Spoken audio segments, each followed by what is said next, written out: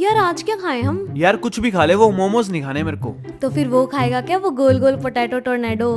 अरे ये पोटैटो ही तो है, मेरे को पसंद नहीं है। गोल गोल होता तो आलू ही है ये। अरे ये मस्त होता है, एक बार खा के तो देख, नहीं अच्छा लगेगा तो मैं खा लूंगी सारे। ये ले आ गए, खा लेगी सारे? हाँ हाँ खा लूंगी, तेरे को तो नहीं खाने ना?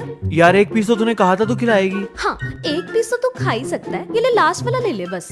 बस इतना सही? कितना यमी है। यार ये तो कुछ ज्यादा ही मजे लेके खा रही है, कुछ करना पड़ेगा। जब तक इसकी आंखें बंद है मैं ये पानी की बोतल छुपा देता हूँ। ओए मिर्च लग गई, पानी की बोतल कहाँ है, यहीं तो पड़ी थी। वो तो मैंने पी ली, तो अपने लिए और ले आ जा। मिर्च लग गई, मिर्च लग गई। हाँ अब ठीक है ये